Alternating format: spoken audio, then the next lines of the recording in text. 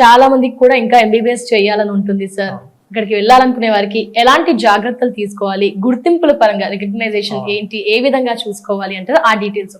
Recognitions లో మనం 3 type of things follow అవ్వాలండి. ఫస్ట్, ఇండియన్ గుర్తింపు. ఈ ఎన్ఎంసి గుర్తింపు ఉన్న యూనివర్సిటీసా కాదా. రెండోది వచ్చేసి వరల్డ్ హెల్త్ ఆర్గనైజేషన్ ద్వారా రికగ్నైజ్డ్ యూనివర్సిటీసా కావా. అండ్ దానితో పాటు ఆ కంట్రీలో ఏదైతే మినిస్ట్రీ ఉంటుందో, హెల్త్ అండ్ సైన్స్ కానివ్వండి, ఎడ్యుకేషన్ అండ్ సైన్స్ కానివ్వండి, ఆ కంట్రీలో ఈ యూనివర్సిటీకి గుర్తింపు ఉందా లేదా. ఇవి 3 విధాలుగా మనం చూసుకోవాల్సి ఉంటుంది. దానితో పాటు వరల్డ్ లో USA, UK, Canada, Australia, New Zealand, Europe కి వెళ్ళి ఎవరైనా సెటిల్ అవ్వాలనుకుంటే అక్కడ ఆ కంట్రీస్ గుర్తింపులు కూడా మనకి యూనివర్సిటీస్ కి ఉన్నాయా లేవా అని చెప్పి మనం చూసుకోవాల్సి ఉంటుంది.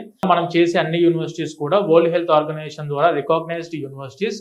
ఇది మనం ఎలా చూసుకోవచ్చు అంటే WDOMS, world directory of medical schools.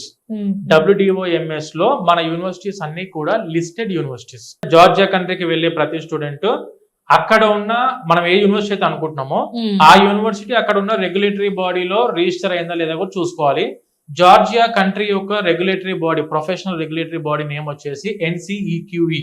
మనకు association of medical schools in Europe and association of medical education in Europe, IAU international association of universities లో మెంబర్షిప్ అందిన యూనివర్సిటీస్ మనవి.